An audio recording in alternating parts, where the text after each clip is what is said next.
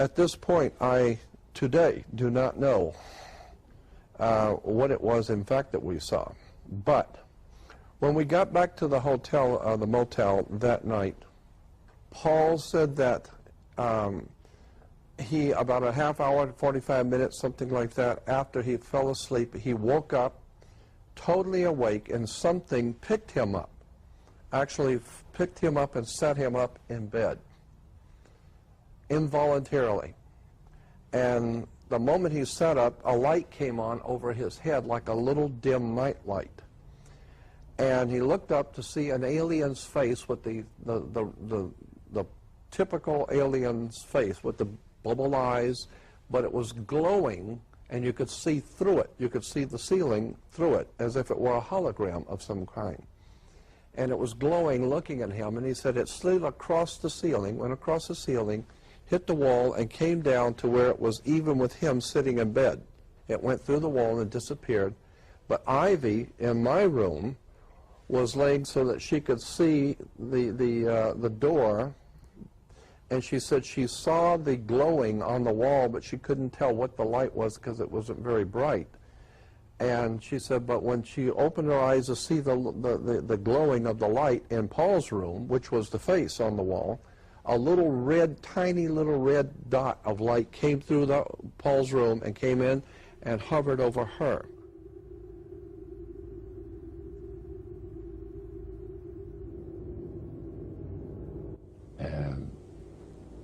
The band leader says, how long have you fellas been involved with sorcery?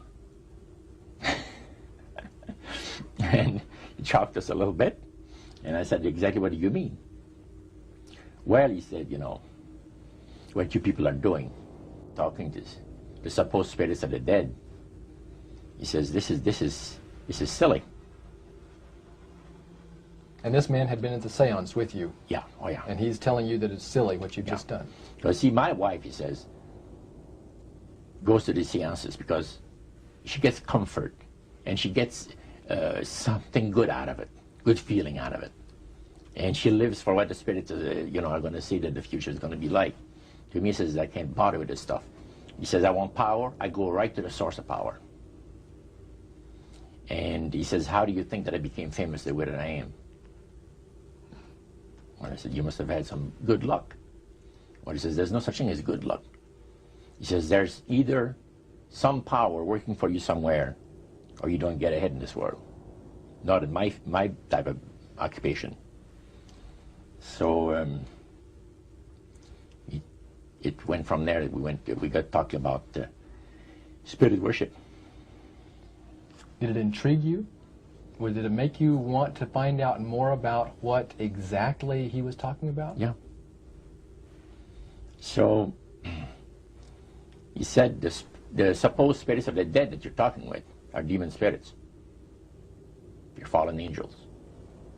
You're beautiful beings. Just set it out, just like that. Oh, yeah. It didn't make you uneasy when he said they were Well, just you know, it shocked you a little bit, you know. Something that you first hear mentioned to you. He said, you guys have got a great future ahead of you. Because we've been told, the high priest of our society, secret society, has been told that the master has very special plans for you too. Now, what did he mean by the master? Satan. And we were interested to hear more about it. And he told us, he says, look, we worship spirits. We worship Lucifer and all his angels. They're just as beautiful as they did before they were cast out of heaven. He says there was a misunderstanding in the whole thing. He says among the inhabitants of the galaxies. And he says our master was misunderstood.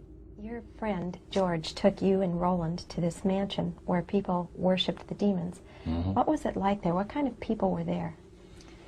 Well, it was a big surprise for me, as I kind of made up in my mind an idea that they were going to be rough-looking characters.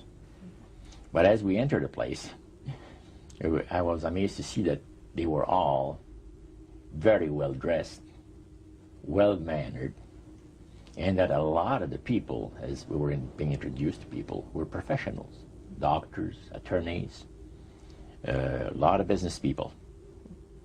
And see what they had? They had a praise session to the gods, which is the spirit counselors, which are in charge of legions of spirits. See what they had? They had a praise session to the gods, which is the spirit counselors, which are in charge of legions of spirits. Wow. Great symbol of all mortal wisdom. Owl of Bohemia, we beseech thee, grant us thy counsel. So how did you feel when you walked into that room? I felt that these people had power, and they had a lot of it. Did that attract you? Yes and no.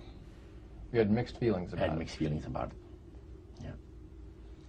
Because to a certain extent, things looked so good and sounded so good to us.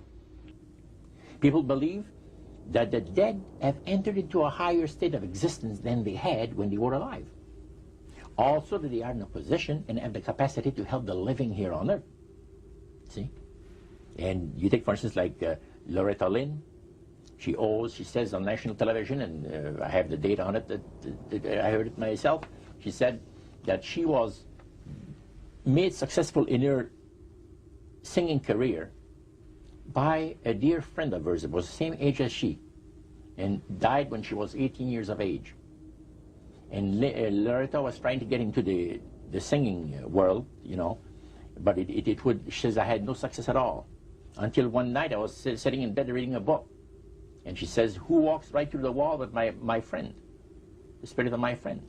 And she says, Loretta, I'm going to make you a very famous person in singing Western country music, and I will be with you all the time. Trust me. Now, the priest explained that when people believe in this business, they are actually opening themselves to be completely deceived by demon spirits, because it gives the demon spirits an opportunity to impersonate the dead.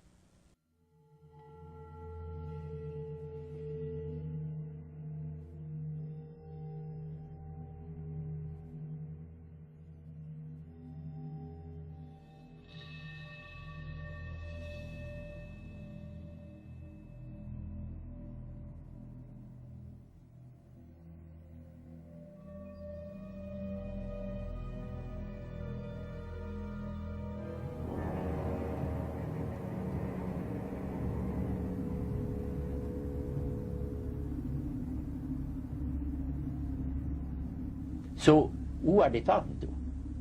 He says, the friendly demon spirits that have always found over the centuries great delight in impersonating apparitions, departed loved ones, and persons of great renown.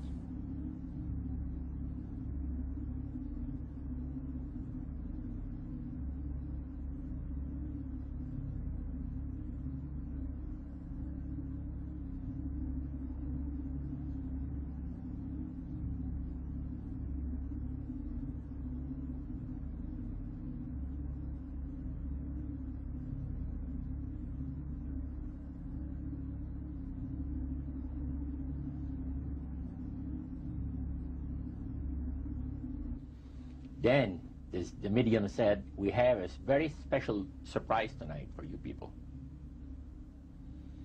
A spirit will manifest itself openly here in a few minutes. And it's like a big gust of wind hit the building and right through the wall. And that translucent being seemed to come right out of the wall. How did you feel right at that moment? It's almost like my heart stopped a little bit, you know, very weird feeling. So it was a lady in a beautiful evening gown, swirling. And she said to Mary, my dear sister, you are so wonderful to have asked for me. And Mary fainted and fell right off her chair on the floor. And a couple of guys jumped up and picked her up, and spirit gone. And that was the beginning of it. That's how you got into it. Yeah, that's the way we got into it. After a while, you see, There's something interesting about the human mind. You can adjust to an awful lot of stuff. You can adjust to a lot of things that would terrify you to begin with. After a while, they become common and ordinary. So you mean contact with the supernatural can become commonplace and ordinary and doesn't bother anybody? Yeah. In other words, the more that you do it, you're not uncomfortable. That's it's right. just not an uneasy feeling. Yeah. So how did you feel about it? Then I after got that? into a secret society that worshiped the spirits, you see. Well, okay, now how is that different from the seance, Roger?